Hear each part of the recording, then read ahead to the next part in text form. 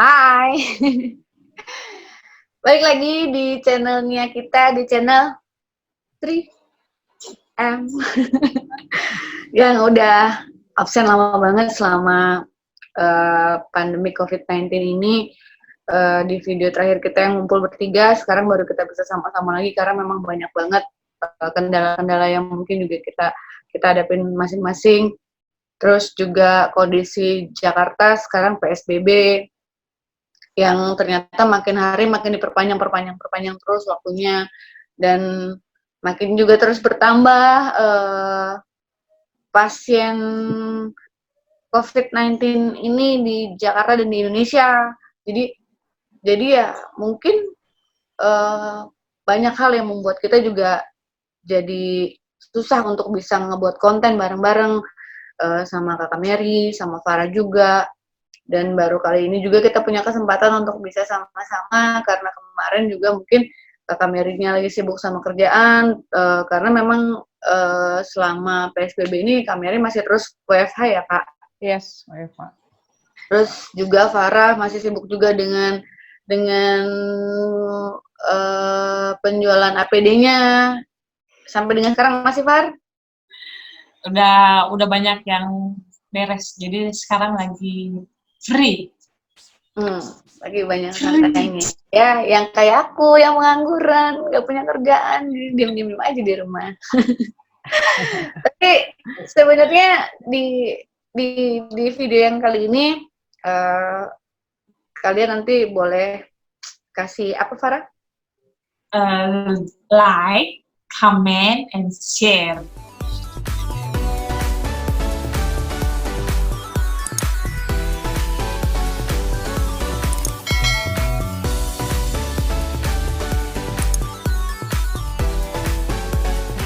Mary, kita mau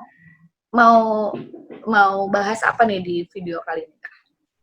Ya, ini pertemuan kita pertama kali di Zoom call ya. Gitu ya. Heboh dong.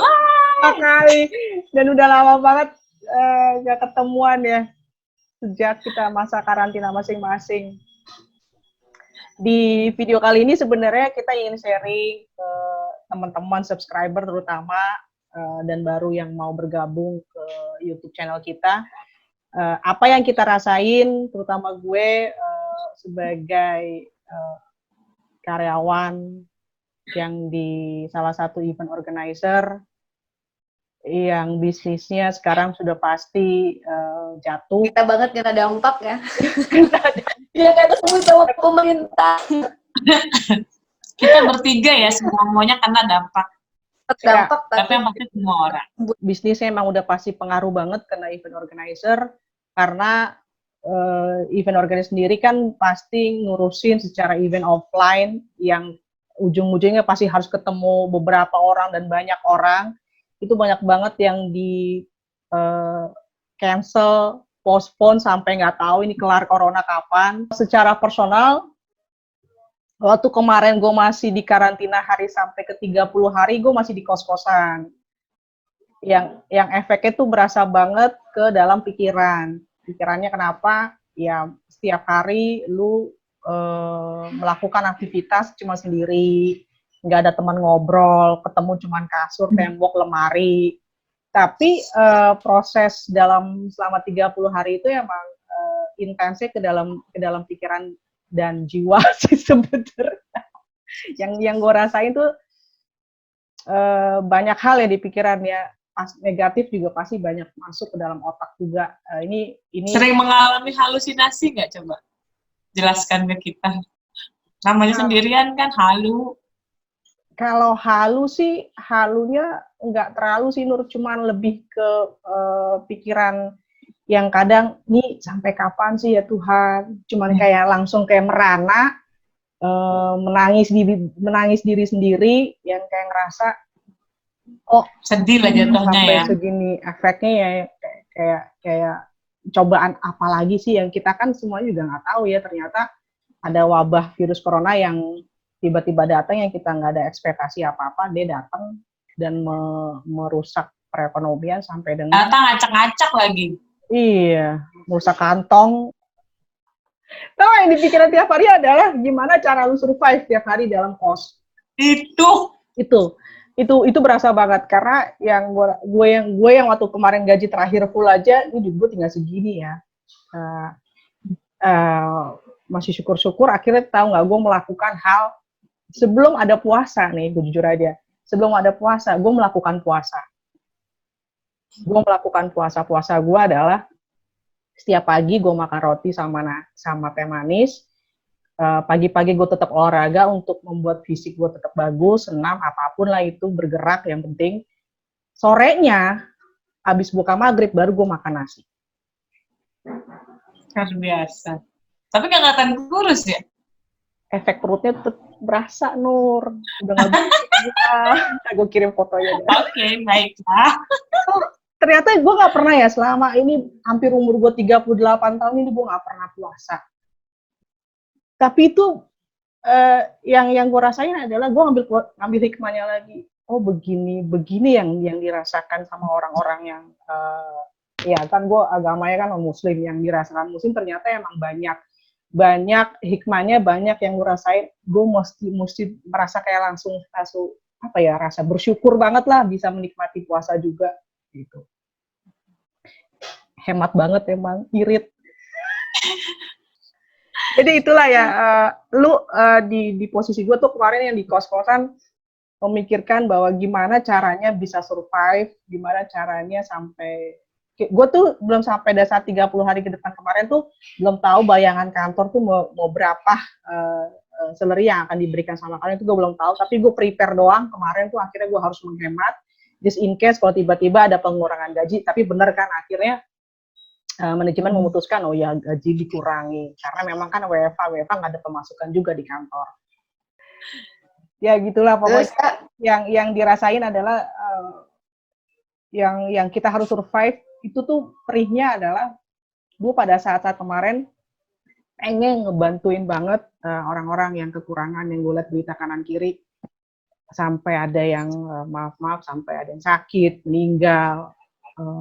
Gue lihat juga berita-berita kok sampai sebegini dahsyatnya yang dirasain karena wabah corona. Itu yang gue rasain tuh sampai nangis itu adalah gue bersyukur banget masih diberikan tempat, masih diberikan dikasih makan, ada rezeki buat beli makan, ada rezeki buat tempat tinggal, ada rezeki buat kemana-mana. Itu gue bersyukur banget karena di luar sana tuh masih banyak banget kekurangan sih. Lebih ke situ gue ngambil positifnya biar gue nggak terlalu negatif pikiran. Gitu. Oke, ya apa yang dialami Kak Mary, ya semua mungkin mengalami ya, cerita-ceritanya hampir sama, mirip mungkin, cuman yang jadi beda adalah posisi Kak Mary adalah seorang karyawan. Nah kalau buat gue, ya gue pekerja lepas, aktif freelance, cari-cari project lepas, jadi dengan kondisi yang memang sekarang nggak ada kerjaan sama sekali, terus sumpah gue cuma ya pengen apa ya, cuma bisa pengen nangis doang sih sebenarnya. Terus gue ngadu sama Tuhan gue, kapan ini beres gitu, karena buat gue cukup berat ya dengan menjalani kondisi sekarang, kita nggak ada pemasukan, pengeluaran tiap hari itu ada, dan gue di sini punya anak dan punya orang tua yang harus gue urus, itu terasa berat banget gitu. Sampai gue cuma bisa berdoa setiap hari, semoga gue masih diberikan pertolongan untuk mendapatkan rezeki, untuk tetap melangsungkan hidup, tetap bisa bertahan dengan kondisi yang mungkin sekarang parah dan akan semakin parah gitu. Jadi itu bedanya masalah dari pendapatan ya, karena memang gue udah gak punya pendapatan sama sekali. Dari segi psikis, ya alhamdulillah masih waras, masih lurus ya kita Kak Mary, gak ada halu, enggak. Cuma sedih, pengen nangis itu sering banget gitu kayak jadian.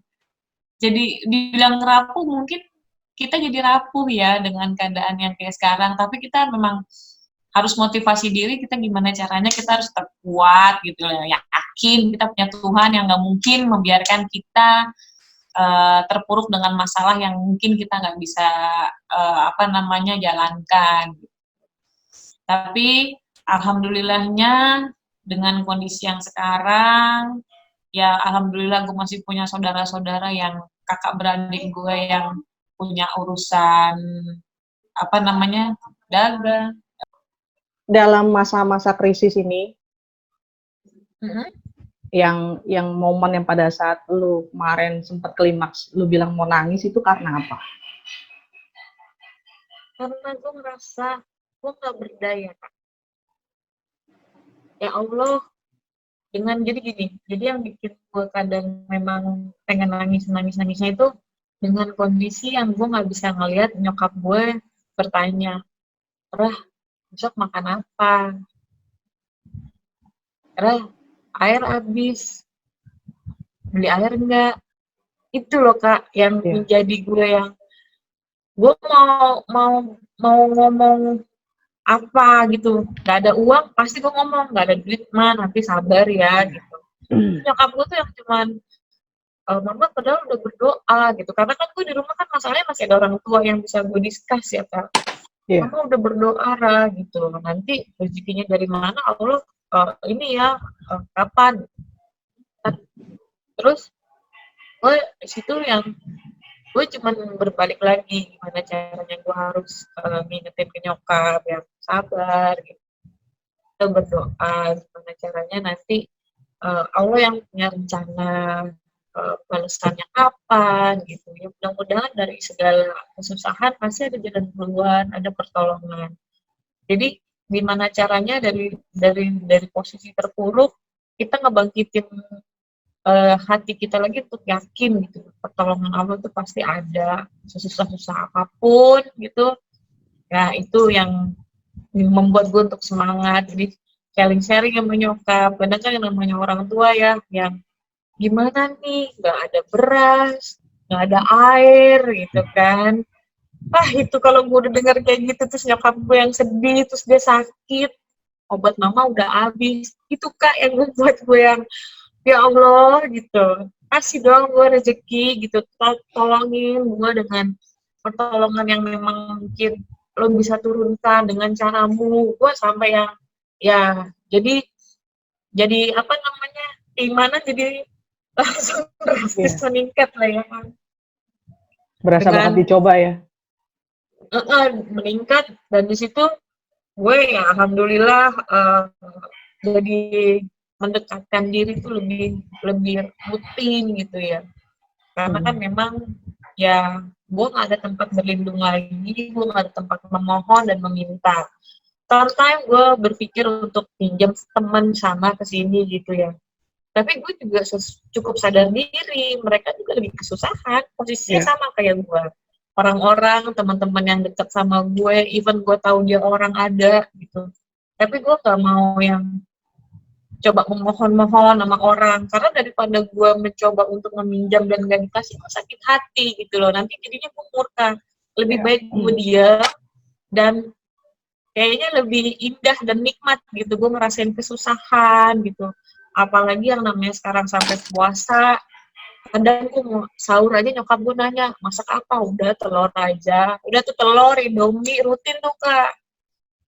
Jadi ya menikmati segala detik yang memang kita nggak pernah duga sebelumnya gitu ya. Kita nggak pernah tahu. Nah, makanya apa yang tertulis itu memang benar adanya gitu. Kita nggak pernah tahu takdir kita itu seperti apa gitu. Sekarang kita bisa sama-sama cerita dan tertawa gitu ya. Besok kita seperti apa kita kan gak ada yang pernah tahu. Ya itu yang kita alami sekarang gitu. Dan yang paling gue berasa agak-agak nggak mungkin kali ya Kak, gue pernah berpikir gini ya. Gue berpikir gini juga karena mungkin gue memang lagi mendekatkan diri sampai gue berpikirnya, ya Allah, apa mungkin gitu ya dengan keadaan kayak gini menjadi satu tanda yang menjadi akhir dari kehidupan umat gitu. Dan nantinya kita gitu ya, yang kita kan sama-sama senang-senang bareng, have fun bareng, apakah mungkin dikasih kesempatan lagi untuk bersenang-senang? Itu yang kadang gue yang gue kayak udah mau mulai gila gitu, gue sampai mikirin kayak gitu. Karena gue pikirin tuh saat-saat kita stres, kita pasti punya pelarian. Kayak kemarin-kemarin kita hangout bareng, kita ngobrol, makan, ketawa-tawa. Jadi sekarang tuh yang lebih ngerasain, mungkinkah gitu ya, kita akan merasakan hal itu lagi gitu. Tapi balik lagi, segala sesuatu nggak ada yang nggak mungkin bagi Allah gitu, selama kita memohon, berdoanya terus. Ya cuman kan semuanya balik lagi ya, keyakinan. Sedih-sedihnya kita mungkin ya kita berdoa dengan yang khusyuk, yang kita sampai nangis, Allah mungkin dengar doa kita. Moga-moga sih cepat berlalu. Amin. Buat saya sebenarnya Berat ya, Nur ya? itu sih. Punya orang tua, punya anak yang mesti tiap hari dinafkahin. Rasa tinggal satu rumah masalahnya. Ya. Tapi ada aja ya, Nur. Apalagi lu freelance gitu ya, maksud gue. Yang kerjaan kemarin-kemarin aja kerjaan nggak ada. Sekarang yang udah nggak bisa kemana-mana, yang benar-benar mati kerjaan, tapi ada aja rezeki gitu. Alhamdulillah masih ada aja, masih pegangnya, masih ada aja ya. Simpenan masih ada gitu. Tapi ya dengan kondisi yang kita nyimpen sampai yang udah nggak ada, udah tiris. Sekarang porsinya rela kehilangan apa yang kita punya, apapun itu, selama bisa dijual. Iya, benar, setuju gue, setuju. Itu sih. Soalnya sama sih semuanya rata orang-orang susah. Karena investasi yang kayak gitu emang ngebantu kita di saat kita dalam kondisi kayak gini. Iya. Yang lo rasain apa, Ri? Momen dari mana? Momen terkacau yang pernah aku jalanin dalam hidup aku dan mungkin terberat yang aku lewatin, yang aku coba untuk tutupin dari semua orang. Bagaimana kacaunya pikiran dan perasaan aku. Mulai dari kakak Mary balik ke kosan Maret ya kak. Maret akhir udah mulai sendiri, udah mulai ngerasain sendiri, karena kan juga kita komunikasi juga mulai dari situ udah mulai jarang kan, gak yang sering-sering banget. Paling kalau malam kita cuma main game bareng-barengan sambil teriak-teriakan gitu. Tapi pada saat balik ke daily activity yang selama kita di rumah ada pandemik ini, ya aku yakin kalian juga mungkin sama kayak aku yang kita cuma diem. Aku difokusin sama hal-hal yang sebenarnya cuma ngebuat aku makin parno sama ini, sama kejadian ini. Takut banget, sampai mungkin mau pesen makanan delivery aja tuh mikirnya bisa berkali-kali gitu buat makan aja tuh kayaknya. Ya kalau masih bisa makan yang ada di rumah ya gue makan aja yang di rumah gitu. Gue nggak mau pesen. Nggak pernah turun ke bawah. Kalaupun ada paket security yang nganter naik ke atas gitu. Rasa takutnya tuh dahsyat banget gitu. Jadi paranoid banget gitu sama sesuatu gitu, sama orang, sama yang dipegang, sama barang yang datang gitu. Itu takutnya luar biasa. Berusaha sama seperti kalian, tapi mungkin usaha yang sudah aku lakukan membuat aku ada di dalam kondisi yang kayak begini. Jadi makin membuat aku tambah kacau, tambah berantakan. Sama halnya kayak gue, bayar listrik, bayar Indovision, gue bayar aja pakai pay letter. Besok tanggal 1 jatuh tempo, duit dari mana ya? Bismillah. Kalau gue bisa bayar, gue bayar. Nggak bisa bayar, ya udah. Mau diapain, terserah gimana solusinya, gitu kalau gue mah. tinggal Karena bukan kita yang pengen begini, gitu yes. loh. Tanggal 30 tinggal besok lagi ya, Nur. Iya, tanggal 1 gue. Tagihan pay letter gue di Traveloka. Jadi gue cuman berserah dirinya gini, ya udah mudahin gue ya Allah, gue mau bayar utang, bukan gue yang pengen kok, tapi cara gue bertahan hidup seperti ini. Ya nggak bisa dipungkirin tagihan gue andek sekian puluh juta gitu loh. Mau ditagi-tagi orangnya sampai gue doer pun, kalau emang belum waktunya belum bisa gitu loh. Alhamdulillah gue masih punya harapan gitu loh. Benar. Walaupun memang duit itu sebenarnya memang gue harus bayar utang orang, harus gue balikin duit ke orang. Tapi paling nggak gue bisa ngambil dari situ, gue akan bilang sama teman gue masih butuh dana, nanti itu akan gue balikin. Masih bisa putar otak sih. Jadi balik lagi ke diri kita gitu loh. Solusi yang punya tuh kita gitu. Gimana caranya? Yang berdoa, kalau memang punya teman yang dekat bisa minta tolong, bisa. Saudara juga sebenarnya juga balik lagi ke Allah. Kalau Allah masih ngasih jalan terbaik, masih dibantuin. Dengan yang sekarang ada tuh emang pujiannya tuh Masya Allah luar biasa. Gitu. Cuman kita doang yang bisa hadapi ini gitu dengan teknik kita harus gimana. Gitu. Jangan sedih, Nap. Gitu. Sabar. Yang itu apa? Tadi cerita kita bertiga selama di pandemi ini banyak positif dan negatif. Mudah-mudahan, aku nggak tahu ya, mungkin setiap aku pasti kalimatnya sama di akhir. Mudah-mudahan apapun yang tadi udah kita sampaikan ada manfaatnya buat teman yang nonton video ini, dan semoga pandemi COVID-19-nya cepat-cepat pergi dari muka bumi, supaya apapun yang hancur, apapun yang rusak, apapun yang hilang, semuanya bisa kembali normal lagi. Yang sakit cepat sembuh, yang sehat juga jangan sampai sakit, yang meninggal semoga keluarganya diberikan kekuatan, ketabahan dalam menghadapi setiap musibah yang terjadi saat ini. Ya, nggak bosan-bosan gue cuma bisa berkata kepada kalian dan semuanya, sabar, kita jangan sabar dan tawakal. Segala sesuatu yang terjadi itu sudah kehendak Ilahi, sudah menjadi takdirnya manusia, sudah tertulis. Jadi jangan hilangkan keyakinan untuk segala sesuatu yang terbaik dalam hidup kita. Tetap yakin, tetap berdoa, berusaha, jangan lupa bersyukur. Mary? Semua sama ya kita. Tadi doanya Riri, doanya gue juga, doanya Nur juga sama pasti. Semoga semua ini cepat selesai.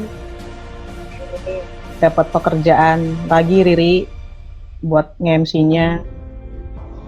Nur juga dapat pekerjaan lagi untuk project-project di eventnya. Dan gue bisa bekerja lagi di kantor. Ya sehat-sehat lah. Sehat-sehat buat kita semua. Buat kalian juga di rumah. Sehat. Oke. Jangan lupa di like, di komen, di share, dan di subscribe. Tunggu video dari kami selanjutnya. Tetap masih pakai via Zoom call. Bye. Bye.